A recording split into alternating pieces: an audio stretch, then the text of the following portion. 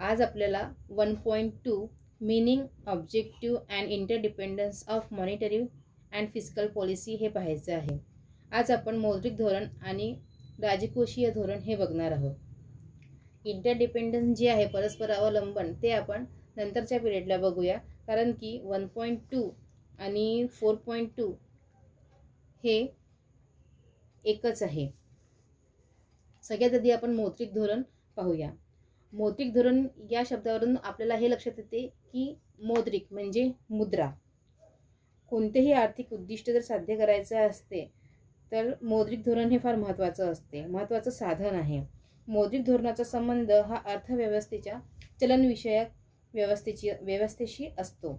मौद्रिक धोरण हे आर्थिक वाढीच्या प्रक्रियेत गती देण्याचं कार्य करीत असते आणि मौद्रिक धोरण म्हणजेच अर्थव्यवस्थेमध्ये पैशाचा पुरवठा करणे, पैसा खर्च करणे आणि हा जो पैसा आहे तो उपलब्धता कशा प्रकारे आहे, कशा संबंधित आहे या संबंधित मौद्रिक धोरण असते. त्याआधी आपण आता मौद्रिक धोरणाचा अर्थ, याची व्याख्या काय आहे ते पाहूया.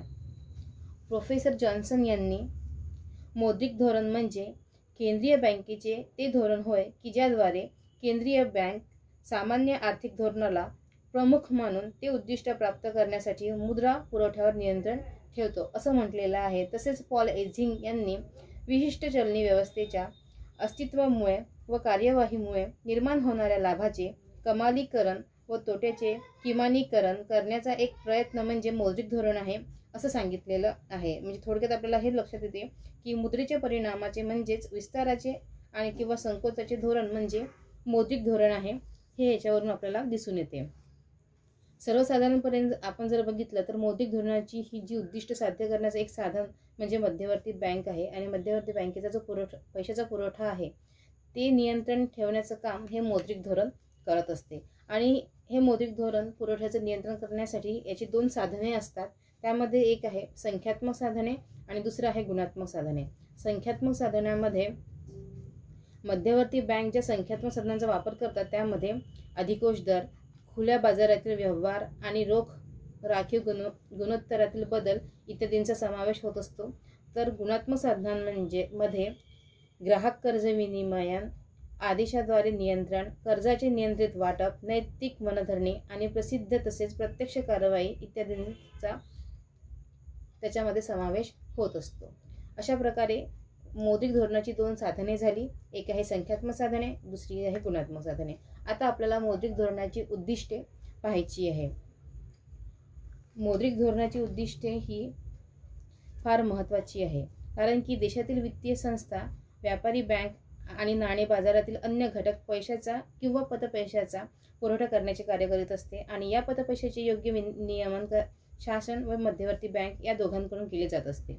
त्यामुळे कोणत्याही अर्थव्यवस्थेत मौद्रिक धोरणाची अनेक उद्दिष्टे असतात.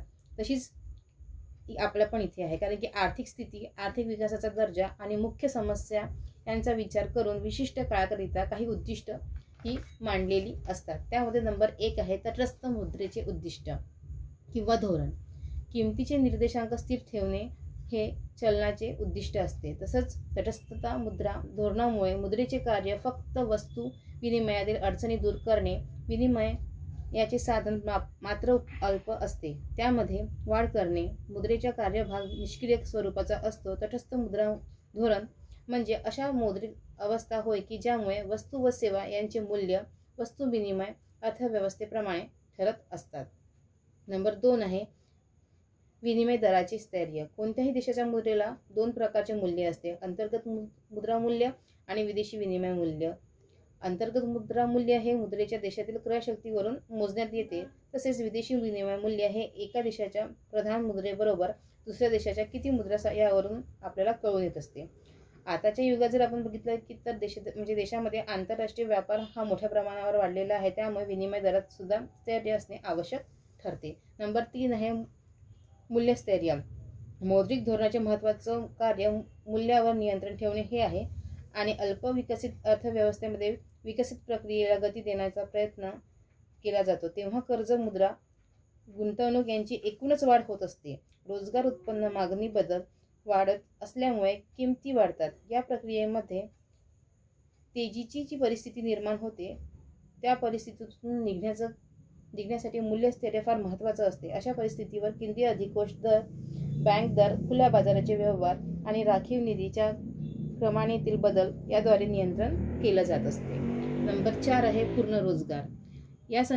यामध्ये आपण बघितलं की जगामध्ये जेव्हा मंदी आलेली होती, ती जी लाट आहे त्या लाटीनंतर विनिमय दराचे स्थैर्य व किंमत पातळीचे स्थैर्य ही मौद्रिक धोरणाची 2 महत्त्वाची उद्दिष्टे झालेली होती आणि पूर्ण रोजगारावर भर देण्यात आलेला होता. म्हणून पूर्ण रोजगाराची अवस्था निर्माण करणे हे सुद्धा मौद्रिक धोरणाचं एक महत्त्वाचं उद्दिष्ट आहे. नंबर 5 आहे आर्थिक विकास किंवा आर्थिक स्थैर्य. पूर्ण रोजगारीची परिस्थिती निर्माण करणे आणि व्यापार चक्रीय बदल कमी करणे ही 2 मौद्रिक धोरणाची प्रमुख उद्दिष्टे आहेत आणि याद्वारे आर्थिक स्थैर्य निर्माण करून आर्थिक विकास करणे देशाचा हे महत्त्वाचं उद्दिष्ट मौद्रिक धोरणाचं आहे. नंबर 6 आहे वित्तीय संस्थांची निर्मिती. आपल्या देशामध्ये मुद्रा धोरणाचे प्रमुख उद्दिष्ट म्हणजे मुद्रा प्रणाली आणि प्रत्यय व्यवस्था यामध्ये सुधारणा करून आणणे. प्रत्यय निर्मिती ही बचतीवर अवलंबून असते, परंतु बचती गोळा करून ठेवण्याकरिता वित्तीय संस्थानांची गरज आहे आणि ही निर्मिती करण्याचं कामसुद्धा किंवा उद्दिष्टसुद्धा मौद्रिक धोरणाचं आहे. नंबर 7 जी आहे योग्य व्याजदर योजना. आपण जर बघितलं तर म्हणजे व्याजदर हे अलीकडच्या काळामध्ये आपल्याला दिसून येते, त्यामुळे आर्थिक विकासामध्ये अडथळे निर्माण होतात. म्हणून खाजगी उद्योगांना प्रोत्साहित करण्यासाठी व्याजदर कमी करणे गरजेचे आहे. कमी व्याजदर करून स्वस्त मुद्रा निधी लोकांना देणं हे गरजेचं आहे. अशा प्रकारे केंद्रीय बँकेने विविध उपक्रम राबवून व्याजदर नीती आखण्याची जी गरज आहे ती केलेली आहे आणि गुणात्मक कर्ज नियंत्रण उपायाद्वारे केंद्रीय अधिकोष घरगुती बचतीला दिशा देण्यास सहयोगी ठरत आहे. याकरिता व्यापारी, शेतकरी यांना बँक दरापेक्षा कमी व्याजदराने कर्ज देऊन आपलं कार्य योग्य प्रकारे पार पाडण्याचा प्रयत्न करत आहे. अशा प्रकारे कर्जावर योग्य नियंत्रण आणून बचतीला उत्पादनाकडे वळविण्यास यशस्वी प्रयत्न केला जात आहे. अशा प्रकारे आपल्याला इथे मौद्रिक धोरण हे लक्षात येते.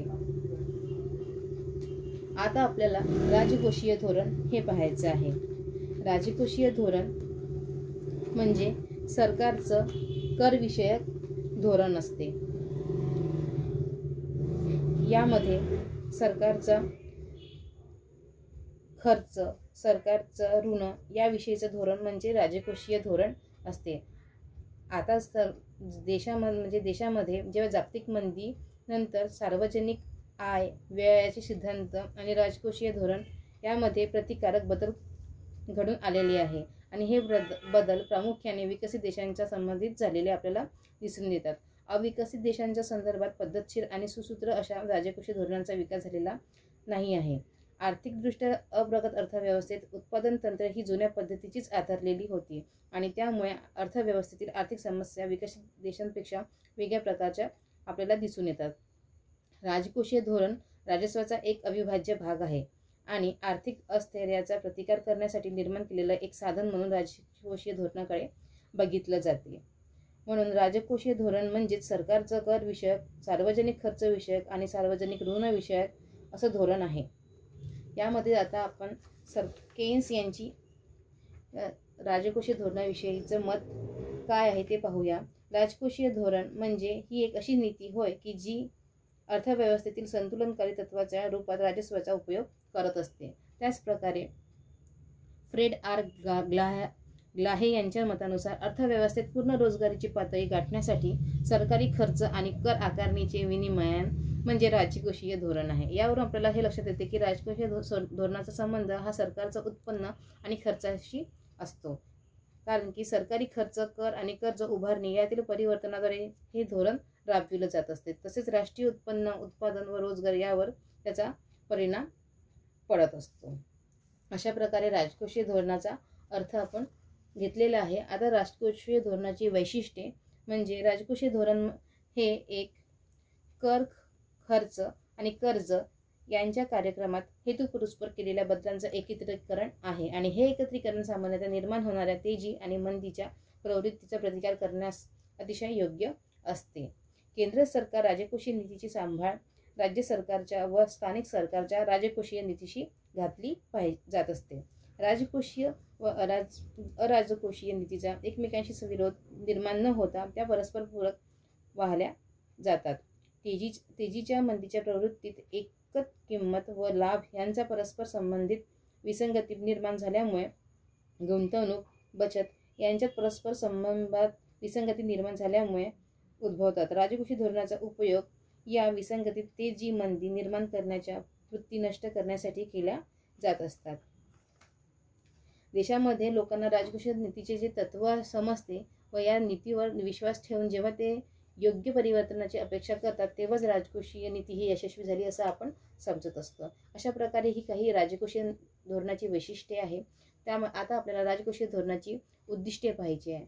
आपण जर बघितलं तर मौद्रिक धोरण आणि राजकोषीय धोरण यामध्ये काही उद्दिष्ट सारखीच आहे. जसं मूल्यस्थैर्य, पूर्ण रोजगार, आर्थिक विकास किंवा आर्थिक स्थैर्य हे जे काही पॉईंट्स आहे हे दोन्ही याच्यामध्ये सारखेच येतात.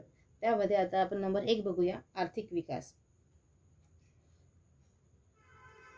अर्धविकसित जे देश आहे ते आपले धोरण अशा प्रकारचे ठरवितात की जेणेकरून लवकरात लवकर आर्थिक विकास होऊन आर्थिक विकास मोठ्या प्रमाणावर साधता आला पाहिजे. यासाठी आर्थर लेविस यांच्या मते आर्थिक विकास म्हणजे दरडोई उत्पन्नात वाढ होणे हे असते. नंबर 2 जे आहे आर्थिक स्थैर्य. सरकार कराच्या रूपाने आय मिळवत असते आणि त्याचा विनियोग योग्य प्रकारे केल्यास त्या देशाची सर्वांगीण प्रगती करता येते. हळूहळू त्या देशाला आर्थिक सुबकता प्राप्त होते व त्यानंतर त्यात स्थैर्य निर्माण होत असते. आर्थिक विकासासाठी विविध योजना धोरण राबविले जातात. लोकांच्या कल्याणासाठी रोजगार उपलब्ध करून देणे, विकासाची गती वाढविणे हे सगळे कामं याद्वारे केले जातात. नंबर 3 आहे आर्थिक संसाधनांचा महत्तम व युक्त विभागणी. राजकोषीय धोरण मोठ्या प्रमाणात किंवा व्यापक प्रमाणात हे आहे याचा संबंध. कारण की राजकोषीय धोरण उत्पादक साधनांची कार्यक्षमता वाढेल अशा रीतीने आखावे लागतात आणि कार्यान्वित सुद्धा करावे लागतात. नंबर 4 आहे उत्पन्न व संपत्ती यांची समान वाटणी. समाजाच्या भागामध्ये उत्पन्न आणि संपत्ती यांची ही समान वाटणी ही झालेली नाही आहे. त्यामुळे ही वाटणी समान घडवून आणण्यासाठी राजकोषीय धोरण हे एक महत्त्वाचं साधन आहे किंवा राजकोषीय धोरणाचं हे एक महत्त्वाचं उद्दिष्ट आहे. निरनिराळ्या उत्पादक साधनांचा मिळणारा मोबदला समान असावा आणि त्यातील भिन्नता ही कमी व्हावी या दृष्टीने राजकोषीय धोरण हे कार्यान्वित करावे दुसऱ्या वर्गाकडे वळवावी लागत असते. नंबर 5 आहे मूल्यस्थैर्य. राजकोषीय धोरणाचे महत्त्वाचे उद्दिष्ट म्हणजे मूल्यस्थैर्य आहे. कारण की किमतीत घट झाल्यास आर्थिक क्रियामध्ये घट होते. या उलट स्फीतीमुळे स्थिर उत्पन्न असलेल्या लोकांचे नुकसान होत असते आणि व्यापारी व परिकल्पक यांना फायदा होतो. यास्तव राजकोषीय धोरण अशा रीतीने आखावे लागते की जेणेकरून स्थिर मूल्य पातळी अस्तित्वात येईल आणि सर्वांना त्याचा फायदा होईल. नंबर 6 आहे पूर्ण रोजगार. राजकोषीय धोरणाचे आणखी एक महत्त्वाचं उद्दिष्ट म्हणजे पूर्ण रोजगारीचे स्थैर्य साध्य करणे.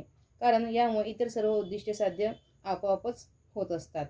कारण की सरकारने बेकारी दूर करण्यासाठी कार्यक्रम सुरू करणे आवश्यक आहे. त्यामुळे कररचनेत सुद्धा योग्य बदल घडवून येईल आणि गुंतवणुकीस प्रोत्साहन कसे देता येईल या दृष्टीने राजकोषीय धोरण आखले गेले पाहिजे.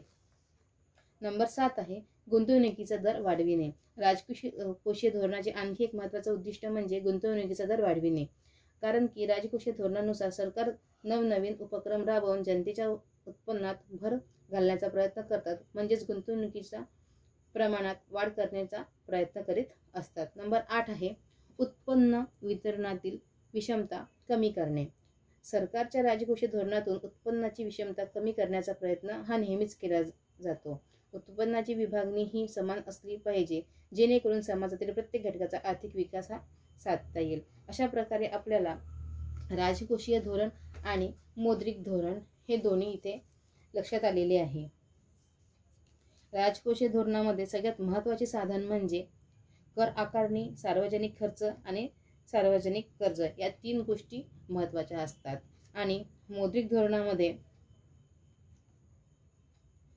मुद्रेचा म्हणजेच पैशाचा पुरवठा आणि परिस्थिती नियंत्रणासाठी मध्यवर्ती बँकेकडून करण्यात येणारे जे जाणीवपूर्वक प्रयत्न असतात त्याला आपण मौद्रिक धोरण असं म्हणत असतो. म्हणजे सरकारचा खर्च, कर्ज आणि उत्पन्न म्हणजे कर आकारणी, सार्वजनिक खर्च आणि सार्वजनिक कर्ज हे राजकोषीय धोरणामध्ये अंतर्भूत होतात.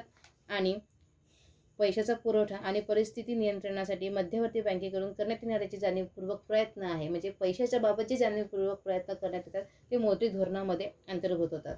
अशा प्रकारे आपलं 1.2 हे चॅप्टर इथे संपते. परंतु याच्यामध्ये interdependence of monetary and fiscal policy हे जे दिलेलं आहे ते आपण 4.2 यामध्ये सुद्धा interdependence of fiscal and monetary policy जे दिलेलं आहे तेव्हा आपण हे म्हणजे मौद्रिक धोरण आणि राजकोषीय धोरण यांचं एकमेकांवर अवलंबून कशा प्रकारे हे आहे, परस्पर अवलंबन कसं आहे हे आपण 4.2 या युनिटमध्ये बघूया.